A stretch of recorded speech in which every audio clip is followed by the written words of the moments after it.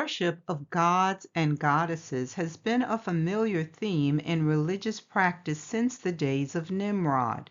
These pagan deities appear to be unique to each other, but that was by design. The religions of the world all point back to the same being, and it's time to take a look at the God they worshipped. In the last session, we talked about America's Roman roots and showed how the nation was greatly influenced by the government of ancient Rome.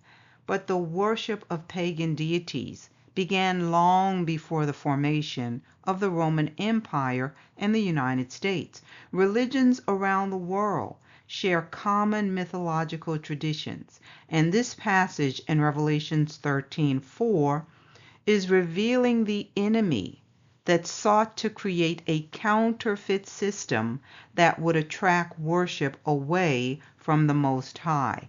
It says, and they worshipped the dragon, which gave power unto the beast. And they worshipped the beast, saying, who is like unto the beast? Who is able to make war with him? So the one desiring worship from men is the dragon. Now let's make sure we understand who he is. This comes from Revelation 12:9. And the great dragon was cast out, that old serpent called the devil and Satan, which deceiveth the whole world. He was cast out into the earth, and his angels were cast out with him. Are you all familiar with this flag? For those who are not, this is the Welsh flag. And here you see the dragon prominently displayed. Interestingly, the red dragon has been associated with Wales for centuries. Its roots traces back to ancient Celtic mythology. But the story about men worshiping the dragon go further back than that. We need to go back to Babylon. Now let's look at some excerpts from this book called The Worship of the Serpent, Traced Throughout the World. This was written by Reverend John Bathurst in 1883. The author says it is from Diodorus that we learn that the serpent was an object of worship in Babylon.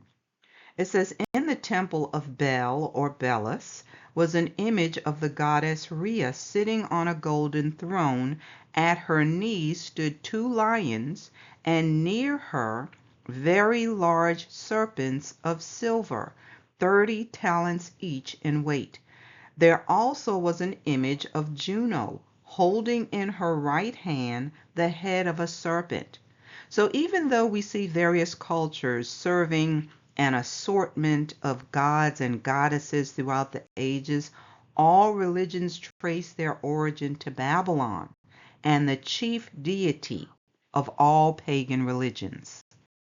So it goes on to say that the name of the national god Bel is supposed to signify nothing more than Lord, and was also sometimes appropriated to deified heroes.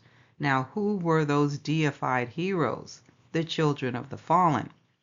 This says it is more probably an abbreviation of Ab-Bel, which means the serpent god. The Greeks called him Beliar, which was interpreted by Hesychius to signify a dragon or great serpent, from which we may conclude that the serpent was at least an emblem or symbol of Bel. It goes on to say, but if the apocryphal history of Bel and the dragon, and this book is found in the apocryphal books, you won't find it in the 66 books that we call the Bible. So it says, if the apocryphal history of Bel and the dragon be founded upon any tradition, we must conclude that the dragon or serpent was something more than a mere symbol. We must conclude that live serpents were kept at Babylon as objects of adoration, or at least of veneration, as oracular or talismanic. From the Chaldeans, we are told that the Hebrews obtained the word Abaddon as a title of the prince of darkness. This word may signify the serpent lord. Heinsius makes Abaddon to be the same as the Grecian python. It is not to be doubted that the Pythian Apollo is that evil spirit whom the Hebrews call Ob and Abaddon, the Hellenists Apollyon, and the other Greeks Apollo. It goes on to say this is corroborated by the testimony of St. John, who says they had a king over them, which is the angel of the bottomless pit, whose name in the Hebrew tongue is Abaddon, but in the Greek tongue hath his name Apollyon. This same angel of the bottomless pit is in another place called by the evangelist the dragon, that old serpent, which is the devil and Satan. It goes on to say, subject to the king of Babylon was Assyria, and the people of this country are said to have borne a dragon upon their standard. It is observed by Bryant that in most countries the original standard was descriptive of the deity they worshipped. And that brings us back to the dragon on the Welsh flag. Is it there? Because this is the god they worshipped. Let's look at the information found on Wales.com. The question is being asked, why is there a dragon on the Welsh flag? It's a familiar sight everywhere in Wales. But what's the story of the Welsh dragon? Ever wondered why Wales' flag has a red dragon on it, or how it came to be associated with the country? So let's see what it says. So the story is recounted in Geoffrey of Monmouth's 12th century text about how a Celtic king named Vortigern was searching for a place to build a castle. Let's not miss the fact that this is talking about the 12th century, the Middle Ages. So he found the spot where he wanted to build the castle, and he built it, but the castle's foundation kept falling down. Then he met a young boy, and he thought it was Merlin the magician. Merlin told him the reason why his castle wouldn't stand. It was because the site was located above an underground lake where two dragons lay sleeping. Now this king began digging and found the lake as well as the two dragons, one red and the other white. When the dragons woke up, they began fighting, and the red dragon won. So what did this all mean? Well, Merlin told Vortigern that the red dragon represented his people, native Britons, in their upcoming battles against the invading Saxon armies, who would become the Anglo-Saxons.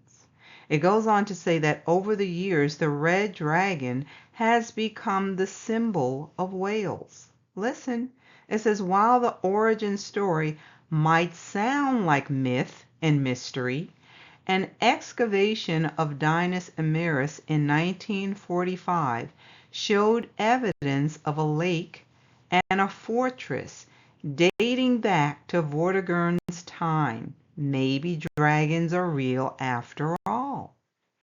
Now, before you tune it all out and say it's all nonsense, let's look at this verse that I shared previously from Ezekiel 29:3. Listen to what the Most High says to Ezekiel. Speak and say, thus says the Most High Yah, behold, I am against thee, Pharaoh, king of Egypt, the great dragon that lieth in the midst of his rivers, which has said, my river is mine own, and I have made it for myself. So Pharaoh and this dragon are lifted up in pride, and the dragon is saying that the river was his because he made it for himself. Now let's go back to the article. It says the symbol of the dragon has been used as a military standard since the time of the Romans, who themselves likely borrowed it from the Dacians. The Dacians, it says, were inhabitants of an ancient country in Eastern Europe. It was later adopted by 5th century Welsh kings, keen to show their authority following the Roman withdrawal from Britain. When Owain Glyndwr led his defeated, though ultimately ill-fated, rebellion against the English King Henry IV in 1400, he did so under a white banner adorned with a golden dragon. It was Henry Tudor that we have to thank for the creation of the modern Welsh flag. To showcase his alleged descent from Cadwaladr ap Cadwallon, he placed a red dragon on a background of white and green, the traditional Tudor colors, and presented it at St. Paul's Cathedral after his victory at Bosworth against Richard III in 1485. The Pembroke-born English king went on to reign over England for 24 years as Henry VII. Continuing, it's as though the dragon faded in popularity somewhat and wasn't featured on the Union flag of 1606. In 1959, Queen Elizabeth II declared that only the red dragon on a green and white flag should be flown on government buildings in Wales. Now you see the Welsh dragon on badges, buttons, bumper stickers, and painted on the faces of eager rugby fans at international matches. Now let's see how the BBC is corroborating some of this. Here you can clearly see that they obeyed the ruling of the Queen. You see a red dragon on a white and green backdrop. This says, in fact, the red dragon as an emblem was used in Wales since the reign of Cadwaladr Gwynedd. Others say the dragon was popularized across Britain by the Romans. It says the Romans used the dragon as a war emblem, and goes on to say that during the 5th and 10th centuries, dragons increased in popularity across Britain, moving from a more serpent-like image to a creature often with 4 legs and wings. Now, based on the scripture we read earlier, the serpent is the dragon, so the two are interchangeable. This goes on to say the essence of this design. Look at the design here. You clearly see the dragon on the green and white backdrop. It says this design was then used to form the first official Welsh flag, created for the Queen's coronation in 1953. It comprised a small red dragon surrounded by a circle of Welsh words, whatever that word is, and it means the red dragon gives impetus. It says this augmented badge was placed on a white flag and flown over government buildings on appropriate occasions. But in 1958, the Gorsedd of Bards, comprising poets, writers, and artists who have made a distinguished contribution to the Welsh language, expressed the wish that the red dragon flag be recognized as the national flag of Wales instead of this augmented badge. The design was changed in 1959 to the current flag. Now let's dig a little deeper. We're going to look at information from this Ancient Origins article entitled "The Legendary Welsh Dragon That Expelled the Saxons." It says the Welsh dragon is a heraldic symbol of Wales and arguably one of the country's most recognizable symbols. The image is most notably seen on the flag of Wales. Additionally, this symbol is also used by various institutions in the country, both public and private. The Welsh dragon traces its history as a national symbol all the way back to the 9th century, though it is believed that the symbol was already used by the ancient Celts who inhabit the country and even by the legendary King Arthur himself. This goes on to say the Welsh dragon is known locally as Wadraig Gulk, meaning the red dragon in Welsh, and the heraldic term gules for the red tincture is also used. The national flag features the red dragon passant, which in heraldry terms indicates that the animal has its right paw raised. The earliest written record in which the Welsh dragon is used as a symbol of Wales is the Historia Brittonum, which is the history of the Britons, traditionally attributed to Nennius, a Welsh monk. Approximately 35 manuscripts of the Historia Brittonum survive to this day, although none from the 9th century AD when the work was compiled. These later manuscripts date from the early 10th to 13th centuries. One of the stories found in the Historia Brittonum is about King Vortigern, and we talked about him earlier, and how the Welsh dragon came to be a symbol of Wales.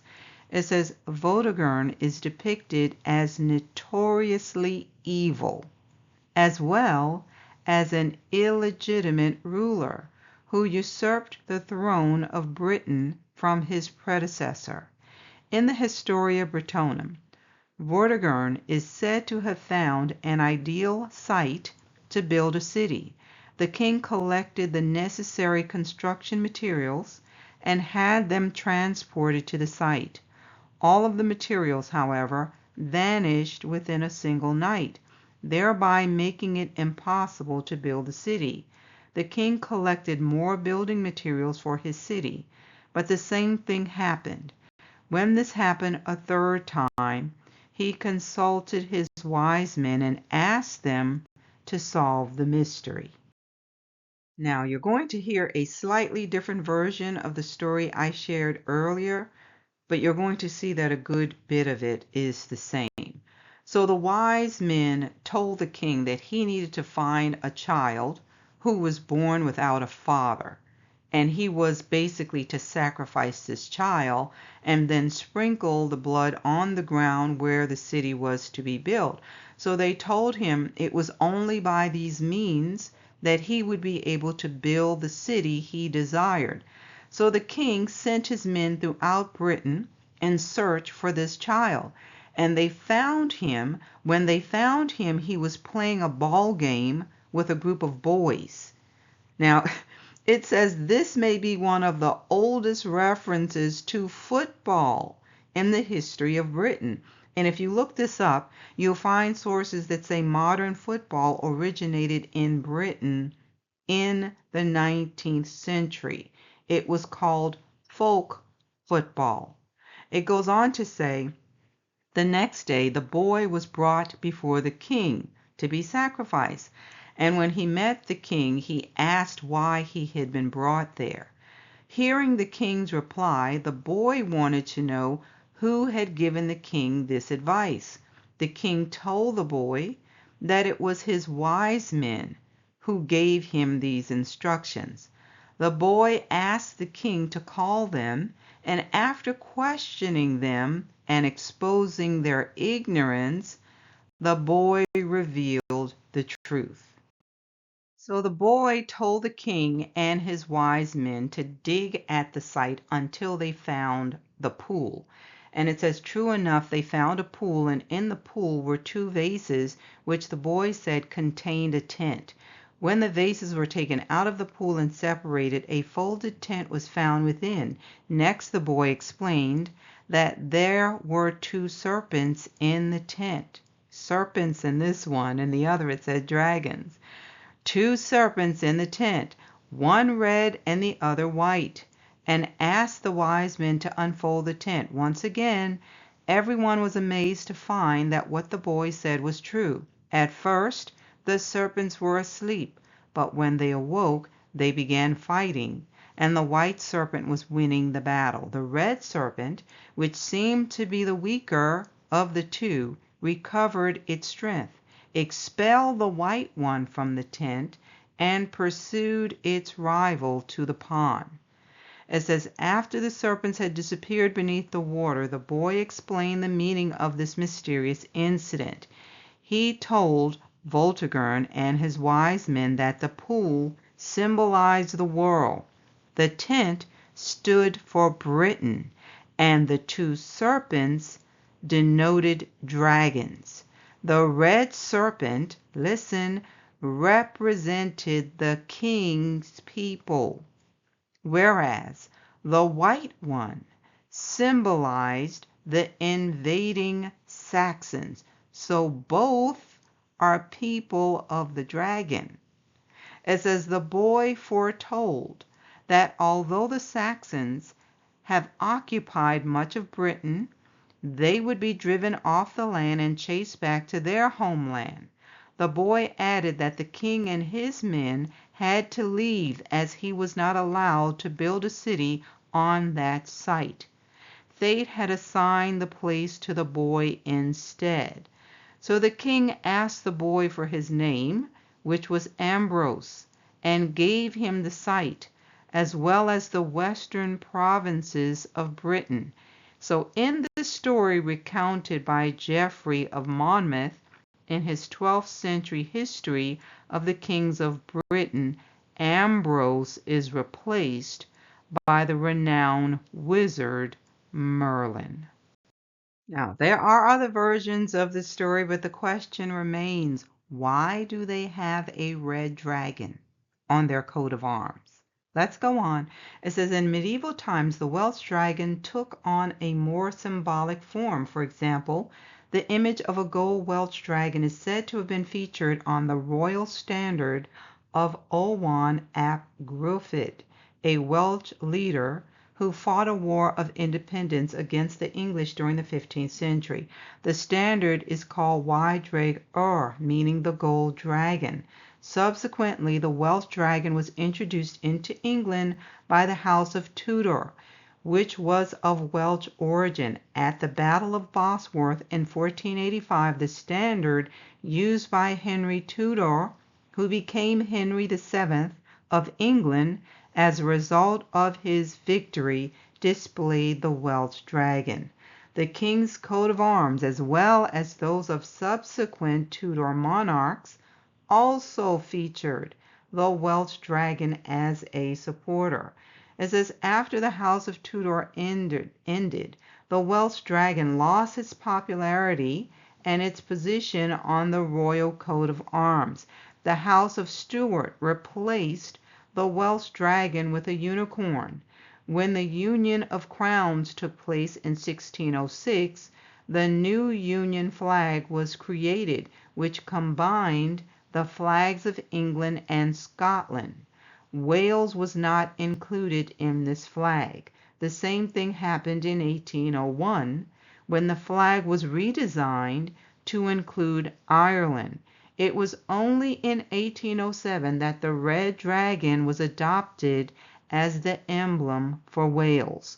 The national flag of Wales was officially unfurled for the first time in 1959. This flag has the Welsh dragon in the center, with the top half of the flag in white and the bottom half in green, the colors of the House of Tudor. This article from the Collector says, what was the importance of the dragon in early medieval England?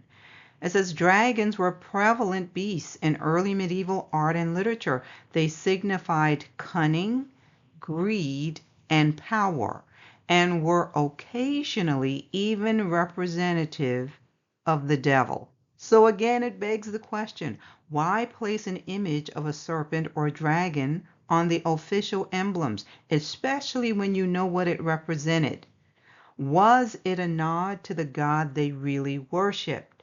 They said dragons were thought to be real beasts up until as late as the 18th century.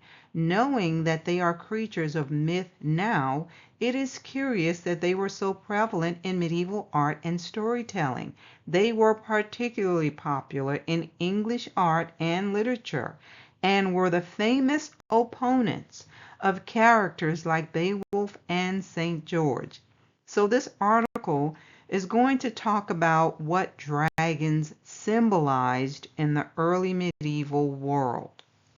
It says the early medieval dragon had overwhelmingly negative connotations when it was referenced in stories and art. Though it was thought to be a real creature, it seems to have largely only been referenced in literature symbolically.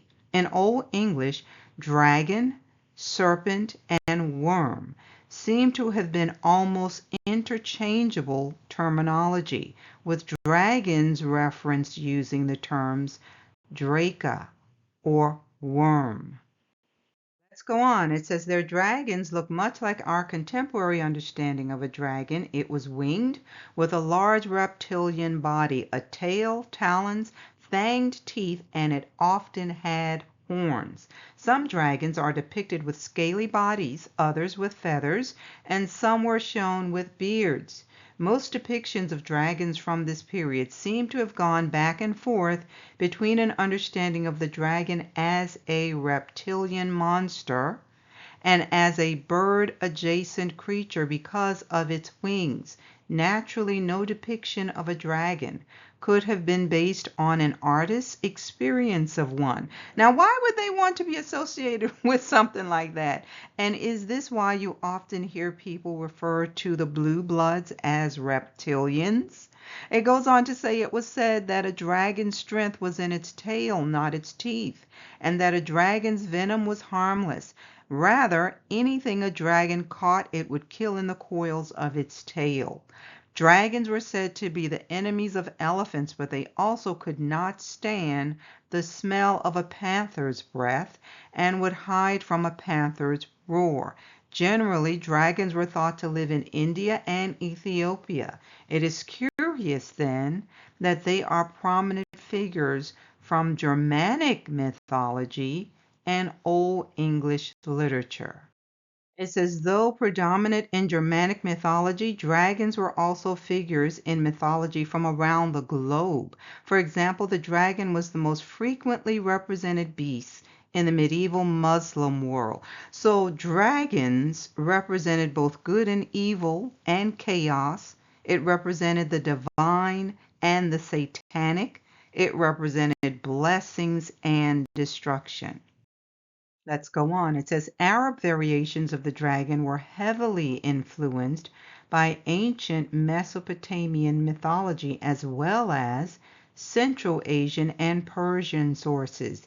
Most Central Asian stories about dragons portray them as powerful but positive beasts, while Persian sources portray them as evil. In the eastern part of the Islamic world, the dragon is traditionally viewed as good, and in the western part, the dragon is considered threatening and evil. A prominent dragon in Ethiopian mythology is the Arwe, or wild beast, in Ge'ez, a snake king who ruled for 400 years over the land that was to become Ethiopia. Arwe reigned through terror, demanding human sacrifices. In this myth, the dragon therefore unequivocally has a negative connotation. Ultimately, however, Ethiopia is born from the defeat of Arwe, which does have a positive connotation. So why are all of these nations pointing back to some mythical being that looks like a serpent? Maybe it's not a myth.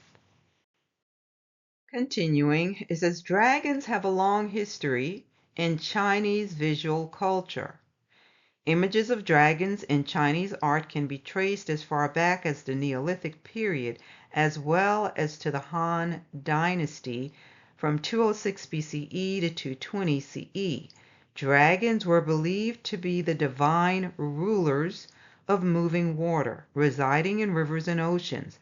They had the ability to control the weather and to bring rain, which in turn brought life, prosperity, and fertility. They were also symbols of power, strength, and imperial majesty. The dragon, therefore, had a very positive connotation in Chinese culture. And I'm going to share a lot more about dragons and serpents in China in the next session. Because interestingly, 2024 was the year of the dragon, and 2025 is the year of the snake in China. But let's go on. It says a common medieval trope was the dragon as the nemesis of a saint or angel, in addition to epic poems like Beowulf, which cast the dragon as a formidable foe for a hero character. Later medieval texts liken the dragon even more to the devil. Many illuminated manuscripts feature stories involving figures like St. George, St. Margaret, and the Archangel Michael facing off against dragons. Now, if we circle back to what was said in Revelation 13:4, where it says men worship the dragon, then all of this will make sense. This is not a coincidence that these various nations are telling stories about dragons and serpents. That's the entity they worship to gain the wealth of the world. And how did he get it? From Adam. Think about the verse where he tried to get Messiah to fall down and worship him. What did he offer? He offered him all the kingdoms of the world and their glory. So there's much more to this, but we will cover it in the next session. If this message has been a blessing to you, please hit the like and share it. You're also welcome to subscribe if you have not already done so. We normally upload messages on Sunday mornings at 8:30 a.m. Yah willing. Join me next time.